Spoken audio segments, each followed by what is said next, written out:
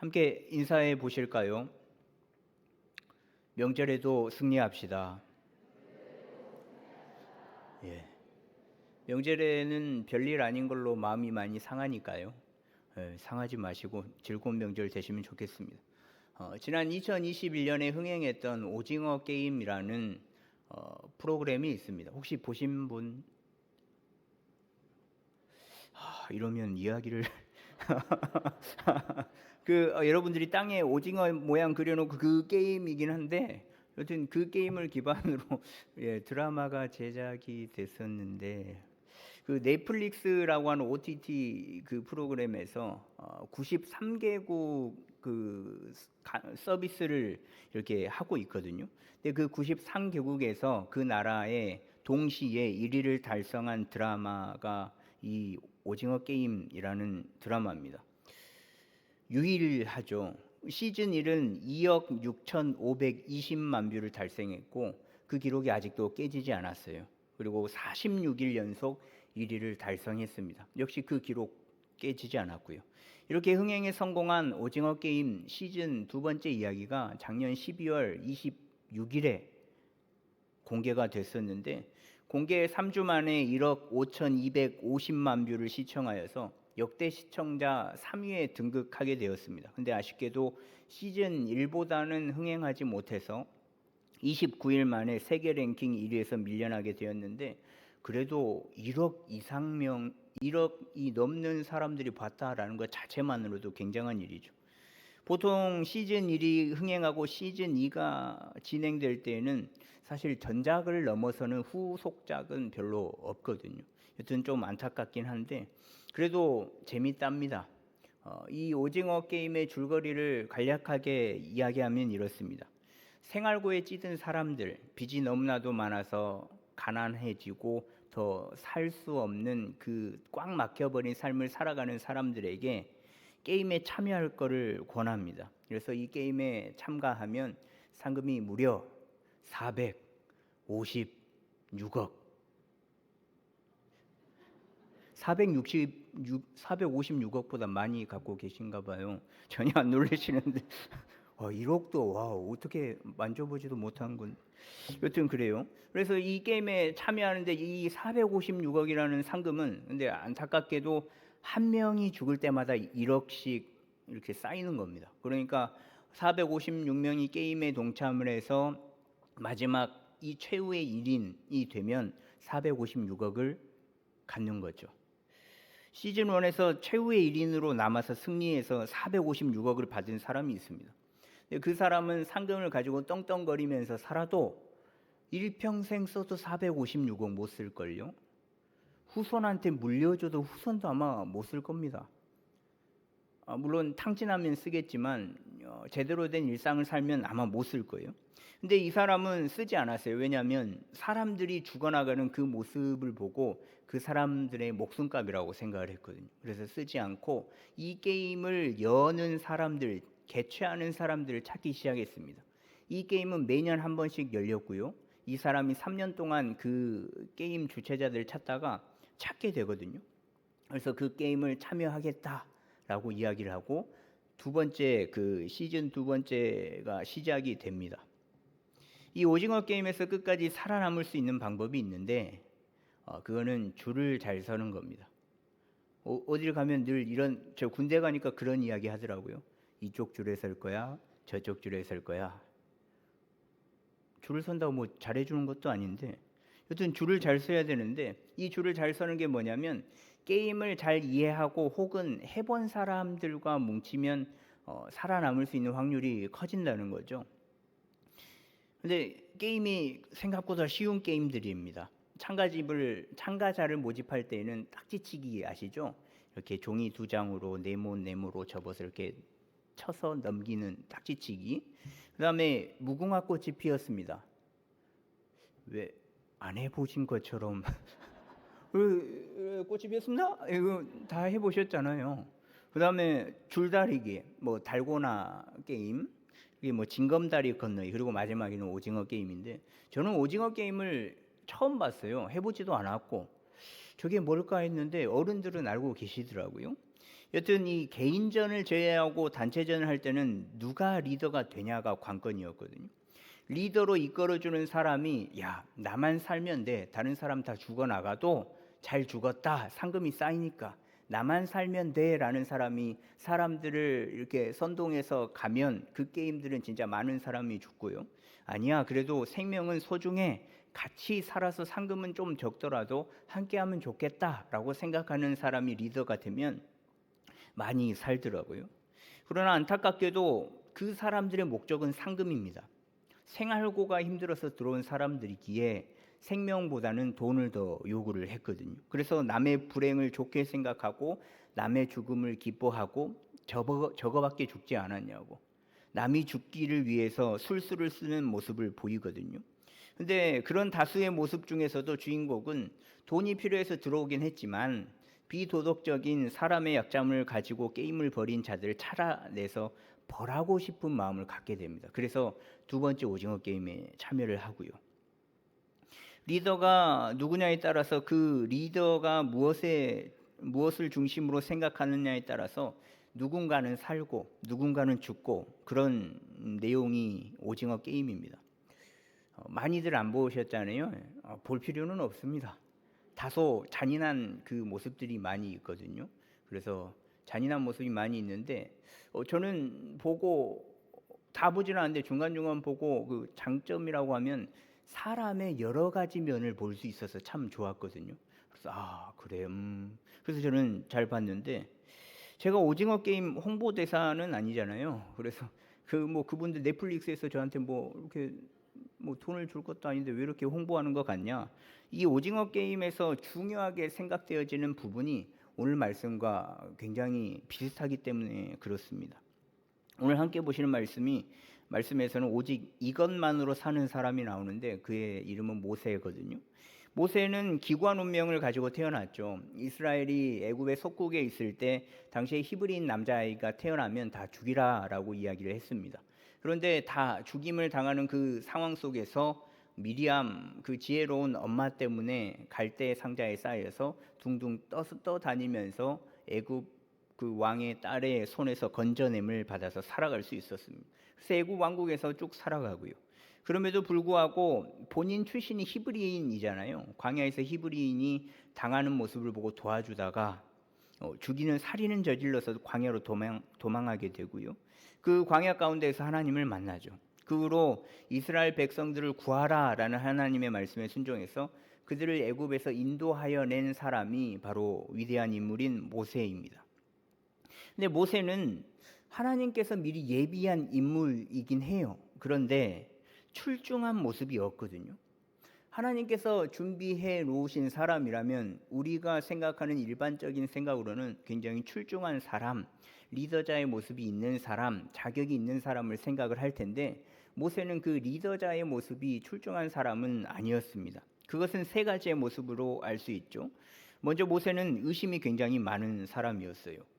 하나님께서 그를 호렙산에서 불러서 당신의 음성을 들려주시고 그 떨기나무에 불을 붙여가지고 이야기를 하시잖아요. 그래서 네가 이스라엘을 구원할 자야라고 알려주시는데 저 같으면 불꽃나무 안 보여주셔도 되고 되나? 한마디만 해도 하나님인가? 그 음성 하나만으로도 믿을 것 같거든요. 근데 모세는 음성을 들었죠. 또 떨기나무에 임재하는 하나님을 보았음에도 불구하고 믿지 못하고 의심하는 모습을 보이거든요. 그래서 출애굽기 3장 11절에 보시면 내가 누구이기에 바로에게 가며 이스라엘 자손을 애굽에서 인도하여 내리이까. 이 말은 곧 하나님 잘못 사람을 선택한 거 아닙니까? 나 아닌데? 저 아니죠? 잘못 선택한 거 아니죠? 나는 그럴 만한 자격이 없어요 라고 이야기를 하는 거예요. 또 의심하기를 13절에 보면 하나님이 나를 너희에게 보내셨다 하면 그들이 내게 묻기를 그의 이름이 무엇이냐 하리니 내가 무엇이라고 그들에게 말하리이까. 그런다 칩시다. 하나님께서 불렀다고 쳐요. 듣고 이스라엘 백성들한테 가서 이야기를 할 때 너 무슨 증거 있어? 하나님이 불렀다는 증거 있어? 하나님 세운 지도자의 증거가 있어? 라고 이야기를 한다면, 물어본다면 제가 뭐라고 대답할까요? 라고 의심하는 모습을 보이거든요. 혹시 하나님의 이름을 빌어서 거짓말하는 건 아닌지, 아니면 다른 이상한 신의 이름을 빌어서 말하는 것은 아닌지, 앞으로 닥칠 일에 대해서 이런저런 걱정과 근심이 굉장히 많은 사람, 의심이 많은 사람이 모세였습니다. 이런 모세를 보시고 하나님께서는 보이는 일로, 시각적인 일로 모세에게 나타내시거든요. 지팡이를 뱀으로 만들기도 하고요. 이렇게 손을 쓱 넣었다가 빼면 넣으면 나병이 생기고 빼면 나병이 사라지게 하고, 이 모세의 눈으로 직접 보는 그 사건을 통해서 믿게끔 해 주시는데, 모세는 그럼에도 불구하고 의심을 계속하는 의심이 많은 자였습니다. 그리고 또 모세는 리더자치고 말을 잘 하지 못했어요. 출애굽기 4장 10절에 보시면 모세가 여호와께 아뢰되 오 주여 나는 본래 말을 잘 하지 못하는 자니이다.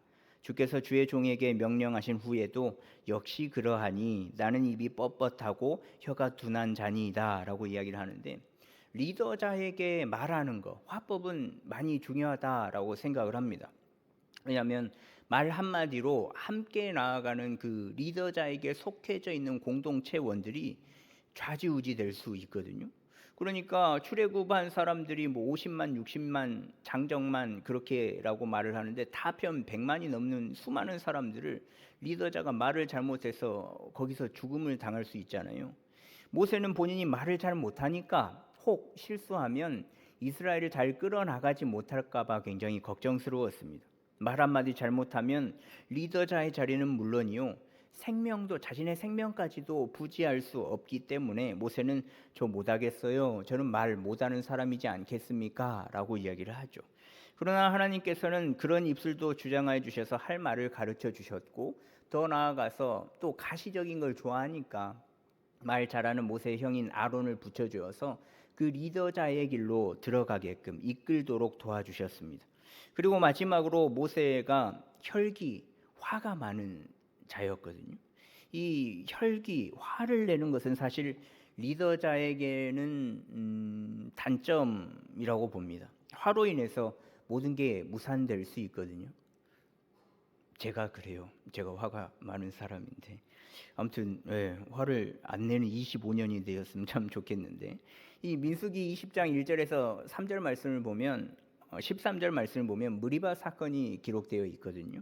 이 사건은 출애굽한 이스라엘 백성들이 길을 걷다가 광야에서 목이 말라서 힘드니까 물 내놔라, 너희들이 리더자가 맞냐, 그렇게 원망하는 장면입니다. 이 장면에서 하나님께서 모세에게 말씀하시기를 민수기 20장 8절에 보시면 회중을 모으고 그들의 목전에서 너희는 반석에게 명령하여 물을 내라 라고 말씀하거든요.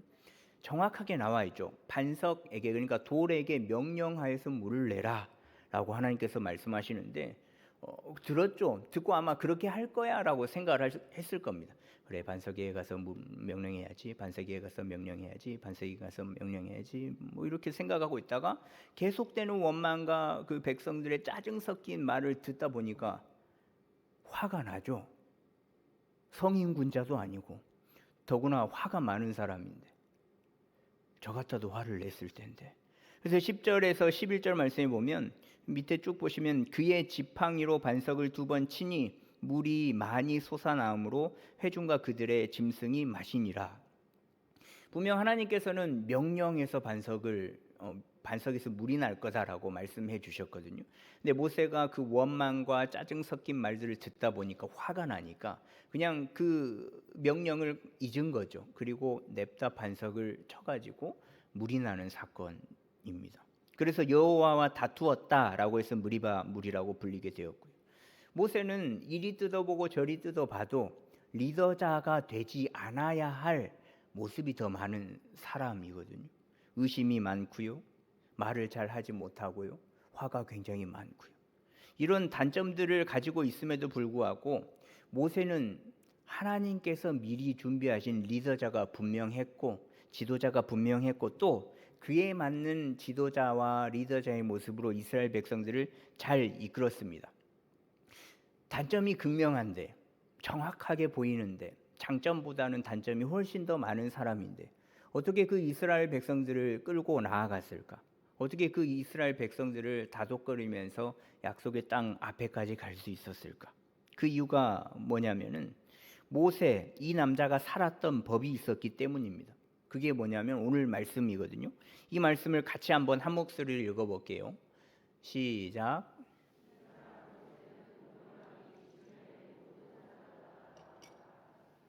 아멘. 새 번역에는 이렇게 번역을 해요.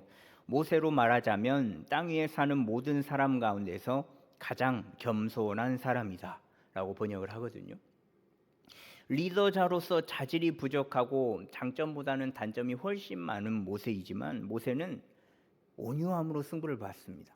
화 많아. 그래 나 화 많아. 의심 많아. 그래 나 말 잘 못해. 근데 나 겸손해. 그 겸손함 하나 가지고 리더자의 모습을 잘 그 모습으로 이끌어 가거든요. 근데 여기서 말하는 온유함은 일반적인 온유함을 의미하진 않아요. 물론 그런 의미도 있겠지만 원어적으로 보면 이 온유함은 겸손하다라는 의미입니다. 따뜻한 성격, 태도 따위가 온화롭고 부드러움 뭐 그런 의미도 있겠지만 새 번역에서 번역했듯이 겸손함으로 번역하는 것이 원어 쪽에 더 어울리는 번역이거든요. 즉 자신의 주장을 내세우지 않았다라고 번역을 하는 거예요. 이 사람 모세는 자신의 주장을 내세우지 않았다라고 번역을 하시면 돼요.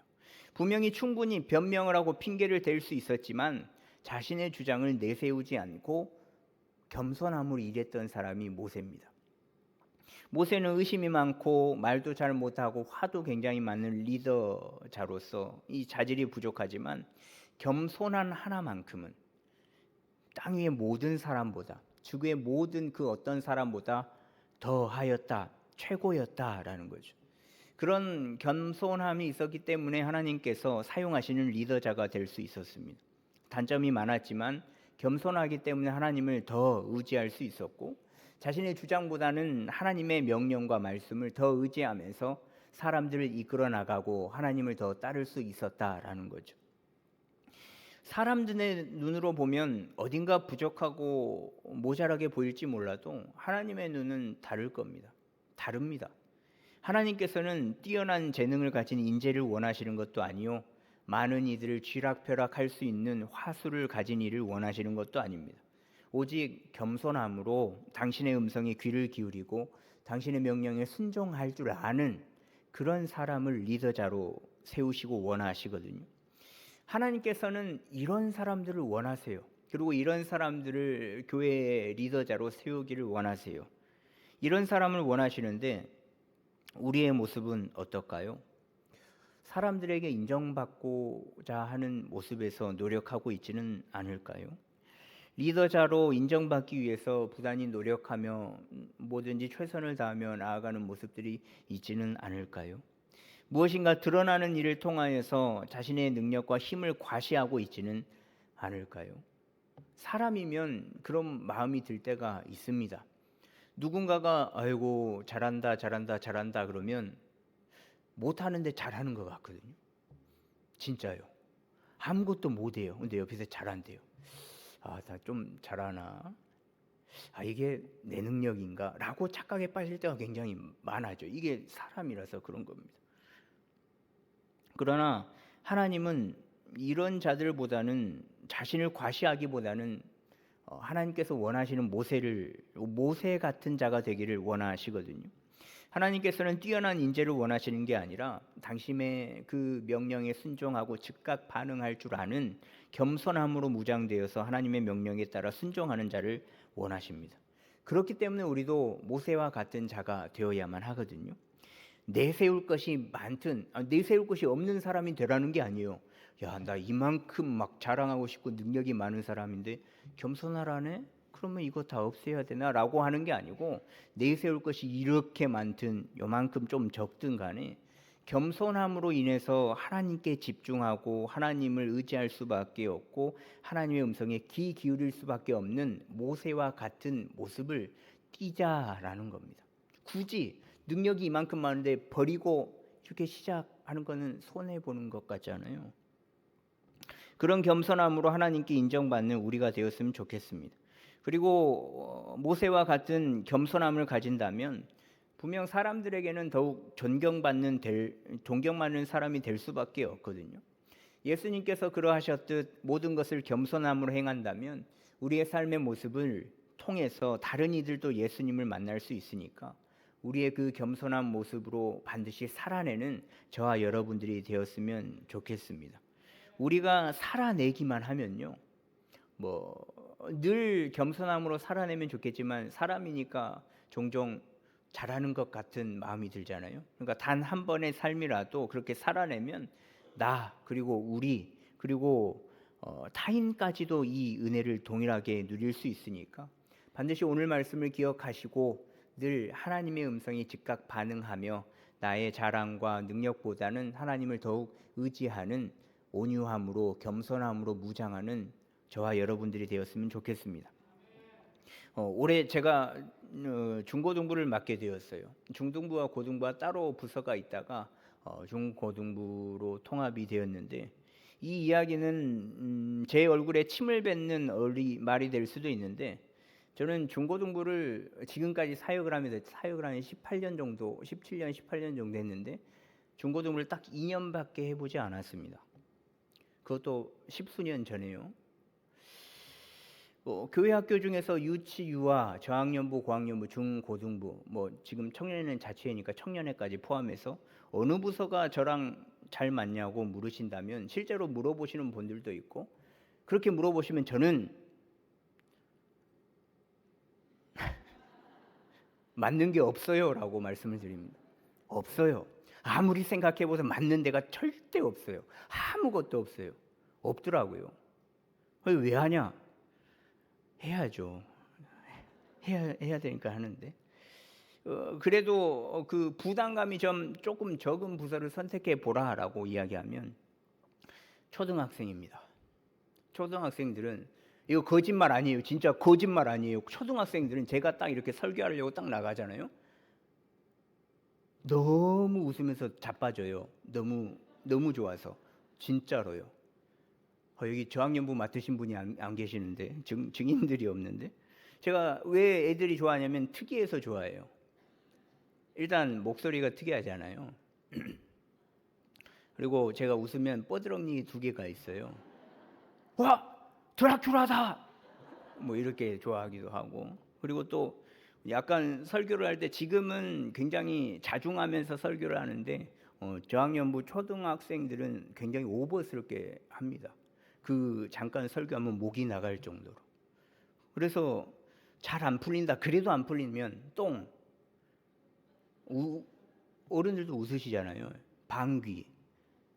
이 이야기하면 애들은 진짜 자지러집니다. 깔깔깔 대면서 막 설교는 안 듣고 오늘 똥 얘기 잘 들었어요. 아직 초등학생들한테는 희망이 있습니다.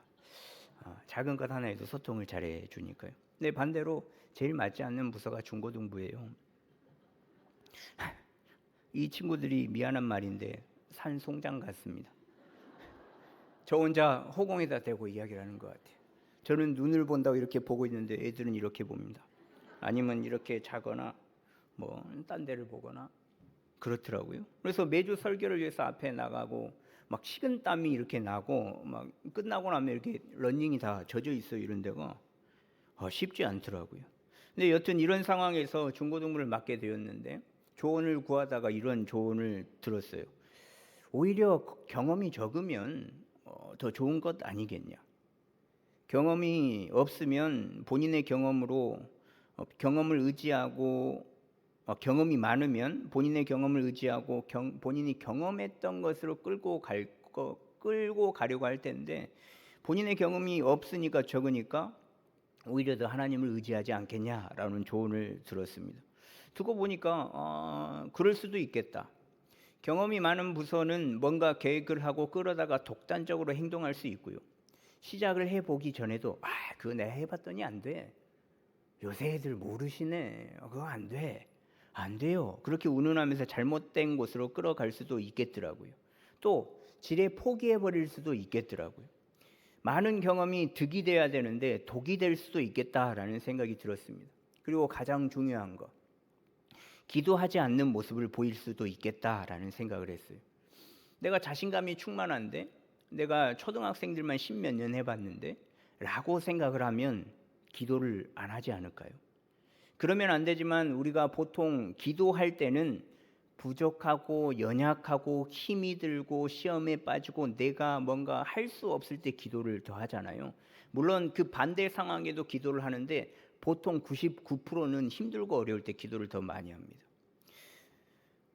가득 차 있고 자신감으로 가득 차 있고 경험이 많다면 기도해야 할 때 기도하지 않는 죄를 범할 수도 있겠다라고 생각이 들었습니다. 그래서 그 조언을 듣고 그래 차라리 잘 됐다 싶었습니다. 경험이 없으니까 이렇게 교사분들은 저랑 반대로 뭐 짧으면 몇 년, 길면 뭐 20년 뭐 이렇게들 하셨으니까요. 교사들 의견을 더 수렴할 수 있고요. 경험이 없으니까 하나님 앞에 더 기도함으로 나아갈 수 있고요. 또 경험이 없으니까 어찌 됐든 아이들과 더 친해지려고 노력하지 않을까 싶더라고요. 그렇게 중고등부가 시작이 되고 3주가 지났거든요. 생각보다 애들이 순한 것 같아서 마음이 놓이기도 하면서도 처음 보는 모습에 진짜 헛웃음이 지어질 때도 굉장히 많더라고요. 여튼 매주 진짜 살 얼음판을 걷듯 이거 좋은 표현이에요. 재밌다고요. 재밌다. 재밌게 하고 있으니까 교회 학교를 위해서 기도하실 때 중고등부를 위해서 기도해 주시고 또 저를 위해서도 기도 부탁드립니다. 오늘 말씀의 모세처럼 온유함으로 겸손함으로 모든 사역 가운데 하나님을 더 찾고 또 하나님 앞에 무릎으로 나아가고 교사들의 의견에 귀 기울이고 수용함으로 모두가 다 즐겁고 행복한 중고등부가 되도록 기도 부탁을 드립니다. 더 나아가서요. 매일의 삶을 살아가는 저와 여러분들의 삶도 늘 하나님 안에서 온유함으로 겸손함으로 나아가는 우리의 삶이 되어서 하나님께서 금옥의 성도들 좀 보소. 이 세상의 온 지면에 이들보다 온유함이 뛰어난 자가 없네 라고 인정받는 저와 여러분들이 되었으면 좋겠습니다. 올 한 해 온유함이 지면보다 모든 이들보다 뛰어난 한 해가 하나님께서 인정하시는 그 사람이 바로 여러분들이 되기를 간절히 소망합니다.